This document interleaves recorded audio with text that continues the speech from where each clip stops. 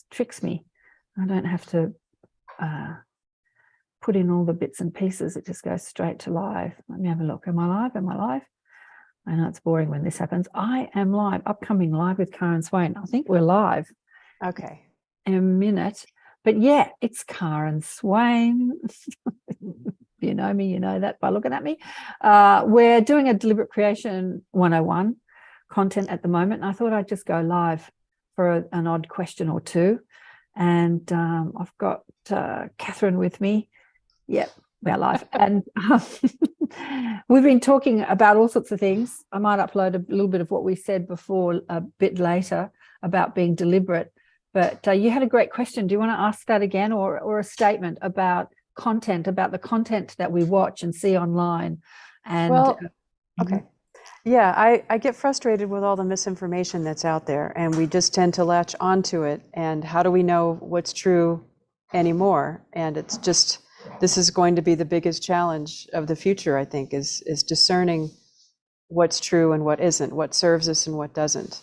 Yeah. And even if things end on a positive note, they're still feeding us negative information. How do we not take some of that in?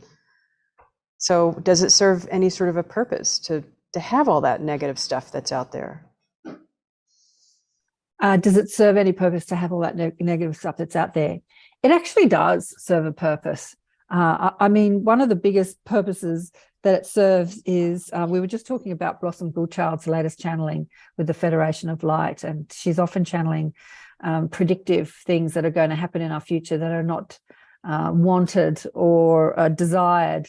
And it's some people see it, as Catherine just said, as fear, fearful, and in warning us. But at the end of that conversation with the Federation of Light, they say that when you're warned about what's to come, instead of preparing in a fearful way, you can prepare your energy to meet any challenge that we have here on earth in a loving way. It's like, how can I meet this in the best way possible?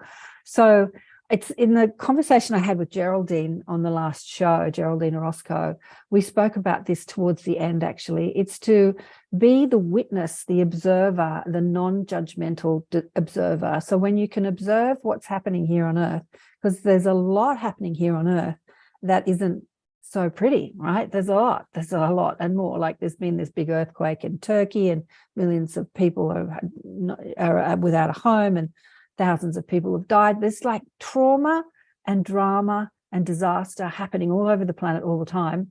And our, mainstream news outlets are constantly bombarding us with these fear messages. But if you can learn to observe without judgment, or observe this world with a higher perspective. So all of us, for instance, death is the thing that makes most of us so afraid, the fear of death. It's the worst thing that can possibly happen to us. But then if there's all this content all over the internet of people talking about their near-death experience, and there's just thousands, probably millions of people talking about how beautiful death is, and that this world that we live in from that perspective is such a short, tiny bit of time in the greater scheme of what your soul is electing to experience. So if you can pull yourself out of the drama and look at it from a higher perspective, and then ask questions like, I wonder why these people chose to exit at this time, and ask those questions to yourself and your guides, you get those answers which are satisfying to the mind, constantly wanting answers, really, which is that egoic mind that it thinks that it doesn't know, and it's asking questions. And then, so if you can look at things from a detached perspective, rather than, oh, that's terrible, that's judgment, this is the worst thing that can happen, how horrible, isn't that terrible? So we look at the terrible things in life and we judge them as terrible and horrible, and then we make it personal. I'd hate that to happen to me. It would be the worst thing that could ever happen. I really don't want that to happen to me. And this is where, as you say, law of attraction comes into play, where when we're in judgment and we're thinking about something from that place of judgment, we're evoking a frequency. And that frequency goes out into the matrix and attracts. And so when you are focusing on things that are negative and you have a negative judgment on that, then you do attract a similar energy, because you've brought your energy down into that into that judgment energy, terrible, horrible, dreadful. And again, that energy of separateness. I'm separate to that. I'm separate to you. You're a terrible person, the murderer, the rapist, the terrorist, that judgment. When you're in that vibration, then you're going to attract people judging you and people saying you're horrible. You might work in an environment, you might see something on the news and go completely into judgment about it. This is terrible. They're the worst person in the world. Oh my God, they're saying, expletives like this person, blah, blah, blah, whether it's your politician or some criminal. And you bring your energy down by judging them. And then you find that somebody says something terrible about you in your work environment or in a home environment, or your friends are judging you and you feel victimized, like, I'm a nice person, why are they judging me? That doesn't make sense. This is happening to me and it shouldn't be happening to me. I'm a nice person. And yet you've been in judgment over another, but you feel justified. You feel justified that you've got the right to judge these other people and to criticize. And but when you engage in a frequency or an energy or a vibration, it's just going to come back at you and slap you in the face. And this is it's so important to be deliberate in how we choose to navigate this world, what we choose to look at. So Esther Hicks, from the teachings of Abraham, or Abraham through Esther, would say, if it upsets you, don't look at it. But in this world of contrast and polarity, there's a lot that we can't look at because there's a lot that's going to upset us. So we have to learn to look at something from a non-judgmental place or from a higher perspective. And then when we cultivate that ability to do that, then we're not delving into those frequencies and attracting. So Abraham, I think it was... a friend of mine, or an acquaintance of mine, brother, actually asked a question on one of her videos years ago. I saw it and I'm like, oh, I know that guy. That's this person's friend. But it was a great question. He was an actor. And he said, when you're acting, you're engaging in negative stuff. Like if you're the criminal or you're having a fight with somebody, you're engaging in negative energy. Is that attracting to you in that moment that you're acting? Because they were afraid that if you're engaging in this negative talk in your acting field because you're playing a role, that you'd be attracting terrible things to you. And Abraham said, no, as long as you understand when you're evoking that frequency that it's not you, it's not personal, it's not you. And when you finish the scene, you know how to instantly come out of that energy or vibration that you're evoking. And it actually teaches you how to be more deliberate in shifting your energy. 1 minute I'm the angry person, the next minute I'm the happy me. And rather than staying in that frequency, because what we do is when we get upset about something, we tend to stay in it. It doesn't sort of go away immediately. Oh, I'm upset about that. Now it's gone away. We tend to linger in it and stay in it. And then thoughts attract thoughts and we start thinking, we get this momentum. So we get upset about something and then we attract another thought and another thought, another thought, and like the whole day is destroyed and then everything in life is terrible. And then we sort of bring our energy down. But if we learn how to be aware of what we're feeling, and in that moment, we can stop it and say, I'm not feeling good. I don't want to feel like this. I want to change that. What am I believing to be true, or what's happening that's, making me feel that way? And we can jump on it straight away and shift it. Is that true? The best way I found when I'm really feeling bad is that I to question my beliefs, like the work of Byron Katie. So if I'm believing something, if I'm feeling something, if I'm feeling down, I'll question, what am I thinking? What am I believing to be true? And then I'll examine it. Is that true? Of course it's not true. And then change it to something that feels better.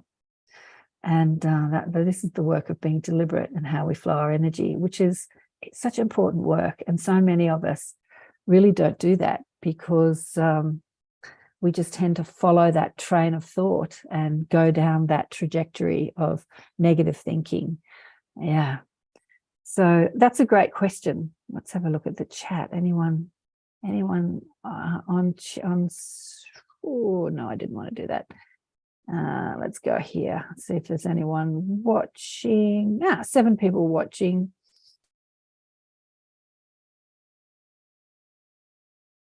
It's recording my own voice. So yeah, that's a great question. How do we navigate all the information that's out there online? If you are looking at something and you're judging it and you're getting very upset about it, yeah, then don't look at it. And then move away until you clean up your energy and your vibration, because your vibration, putting your energy into the matrix, is actually hugely helpful to the collective, because as you add to the energy that we're swimming in, if you're in the anger or the upset, then you're adding to the anger and upset. But if you can move into the higher perspective and look at it from a detached point of view or a higher perspective, and yeah, you're adding to the bliss and the joy of this world, which is really important. Yeah. So if something is upsetting you, then don't watch it. But it's really comforting, actually, to know that you can witness anything without it bringing you down, when you can see it from a higher perspective or see it from a more detached point of view. And in fact, the guides say through Paul Selleck, and the guides say through me, but Paul just has a beautiful way of putting it. But let me see if I can find Paul's words. When you see the divine in what you look at transforms. So when you're looking at something like a disaster, and you can see the divine orchestration, the divine choreography at play in the disaster, even though people are suffering, if you can see the divine orchestration, then your attention to the incident through that divine, seeing the divine in it, helps transform it for those that are experiencing it. Whether it's yourself and you're going through some traumas in your own life, if you can ask yourself, what am I learning from this? What is the soul's growth? And see the divine orchestration, like, why is this happening to me? How is this serving me, rather than why is it happening to me? It's torturing me. How is this serving me, and how am I growing from this? When you can see the divine in it, your attention to it transforms it.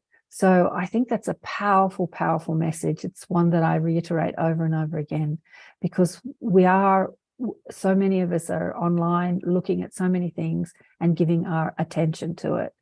And what energy are we flowing towards it as we do?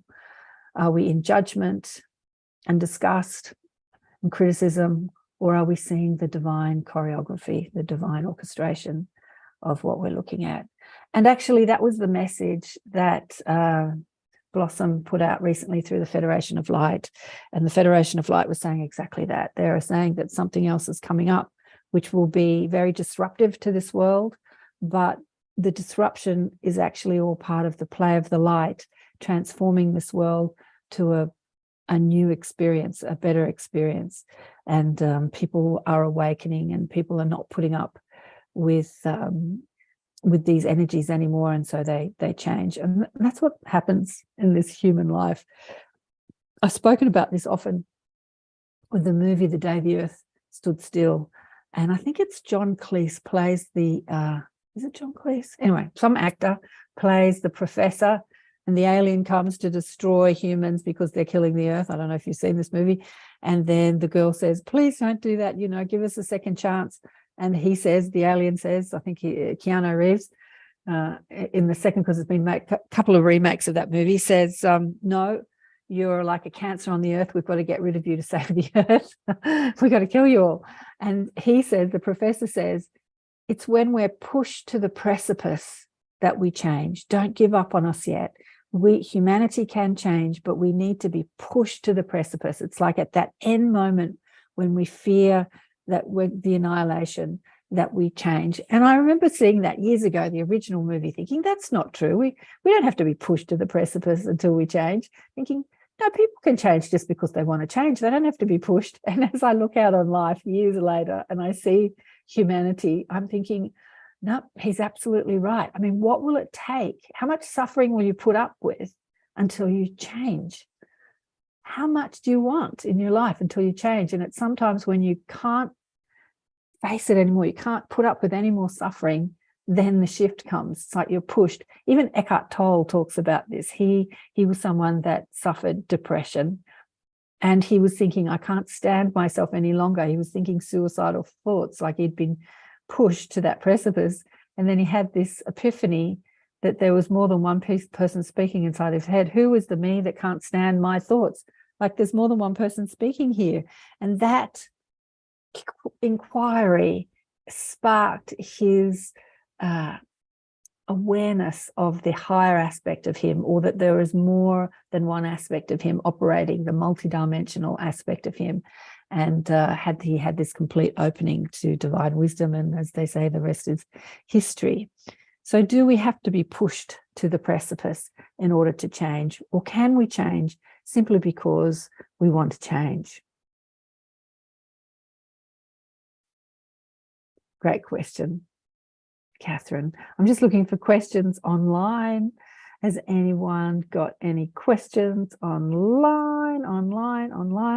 I can't see any coming in to the restream, mind you. Let's go and have a look at, I can't see any questions there. So I might leave it at that for the live, and just remind you all that this time, we started about 45 minutes ago. We do Deliberate Creation 101, how to, what are the principles of deliberate creation, how to turn around those stressful thoughts, how to flow your energy in a way that benefits you and the rest of humanity. And I think it's such important work to really know how to navigate your energy field.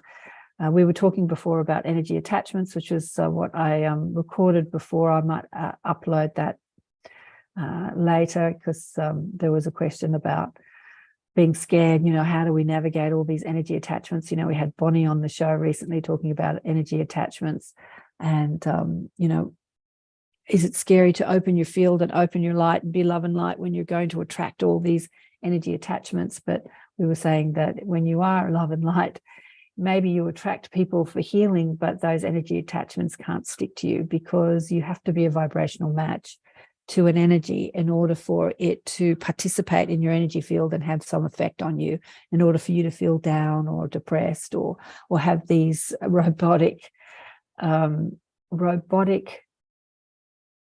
addictive actions, where you feel like you're not in control, and you eat, or you smoke, or you overeat, or you take drugs, and it's just like this robotic, you keep doing it, you feel like you're out of control. That's when you know that there's some sort of energy that's wanting that behavior to continue, and you might have an energy attachment. But there's a belief behind that in unworthiness or not enough-ness or whatever. There's some belief in separation to your source that is feeding those actions.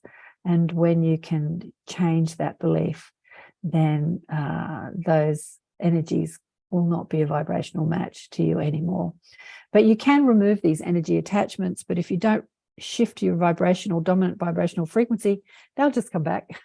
I was saying that I've got a friend that has got energy attachments all over her because of her behavior, and I did a healing on her, but they said unless she is more deliberate and participating in her own energy, it's like going to the chiropractor and fixing. You can realign the energy and realign your body, and then you go out and do all the bad behavior and you get all sort of cranked up again. I remember talking to a chiropractor who said that he felt like a car mechanic. It's like we drive the cars and smash it up, and then you come into the shop and he like repairs it, and then you go out, back out, drive badly and smash your car up again. So there has to be some level of responsibility, and this is what these classes are all about. How do I be more deliberate and responsible for the way I flow my energy and how I live my life, and how that participates and co-creates this world. So thanks everyone for listening and watching. I'm going to go off the live now. Custom live streaming. Here we go.